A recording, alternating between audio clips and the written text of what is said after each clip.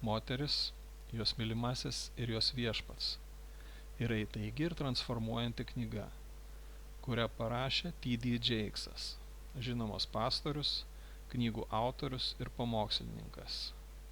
Ši knyga nagrinėja sudėtingą santykių dinamiką, daugiausia dėmesio skirdama moterų vaidmenims ir jų ryšio su Dievu svarbai. Per įžvalgius pasakojimus ir biblinės nuorodas Jakesas pateikia galingą asmeninio augimo, savivertės ir dvasinio pabudimo analizę. Pagrindinis knygos akcentas yra moters savęs atradimo ir savęs įgalinimo svarba. Jakesas skatina moteris suvokti savo prigimtinę vertę, nepaisant praeities klaidų ar išorinių vertinimų. Jis nagrinėja visuomenės lūkesčius ir normas, kurios dažnai riboja moterų potencialą, ragindamas jas išsivaduoti iš prisitaikymo pančių ir priimti savo unikalumą. Puoselėdamas meilės savo ir priėmimo jausmą, Jakesas teigia, kad moteris gali užmegzti gilesnį ryšį su savimi, kitais ir Dievu. Jakesas taip pat nagrinėja daugialypį romantinių santykių pobūdį, gilinasi iššūkius, su kuriais susiduria moteris, renkantis partnerį. Jis skatina moteris ieškoti vyrų, kurie ne tik jas brangins ir gerbs, bet ir palaikys jų asmeninį augimą bei dvasinę kelionę. Knygoje pabrėžiama bendrų vertybių, emocinio artumo ir veiksmingo bendravimo svarba, puoselėjant sveikus ir pilnaverčius santykius. Pagrindinis moters, jos mylimasis ir viešpats aspektas yra moters dvasinio ryšio su Dievu idėja. Jakesas tiki, kad tikrąją pilnatvę ir tikslą galima pasiekti tik tada, kai moteris savo gyvenimą suderina su Dievo planu.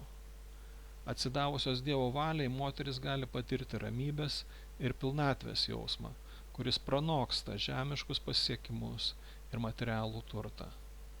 Jakesas gražiai iliustruoja šią koncepciją biblinėmis istorijomis ir asmeniniais pasakojimais, kviesdamas skaitytojas leistis į savo dvasinės keliones.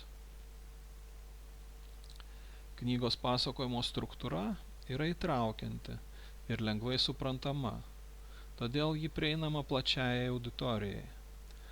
Per realaus gyvenimo istorijų, biblinių ištraukų ir motyvacinių įžvalgų derinį Jakesas aiškiai ir aistringai perteikia savo žinią.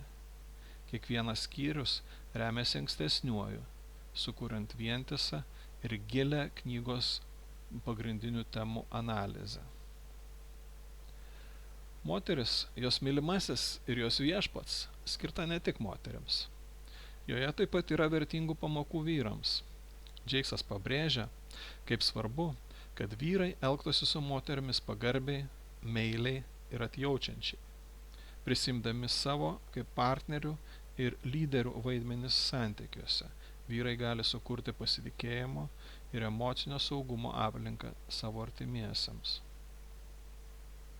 Nors knygoje pateikiama neįkainojama išmintis ir patarimai, kai kurie skaitytojai gali pastebėti, kad tam tikri turinio aspektai yra įsišaknyję tradiciniuose lyčių vaidmenyse ir heteronormatyvinėse perspektyvose. Tačiau Jakesas propaguoja tiek vyrų, tiek moterų įgalinimą ir savęs realizavimą, o tai padeda subalansuoti bendrąją žinią. Apibendrinant, moteris, jos mylimasis ir jos viešpats yra galinga ir verčianti susimastyti knyga, nagrinėjanti santykių ir asmeninio augimo sudėtingumą. T.D. Jakesas perteikia nesenstančią išmintį, skatindamas moteris priimti savo vertę, siekti prasmingų ryšių ir gilinti savo santykius su Dievu. Per įkvepiančius pasakojimus ir dvasinius patarimus ši knyga tarnauja kaip vilties ir įgalinimo švyturys toms, kurios siekia gyventi pilnaverčius gyvenimus harmonijoje su savimi, savo artimaisiais ir savo dvasiniais įsitikinimais.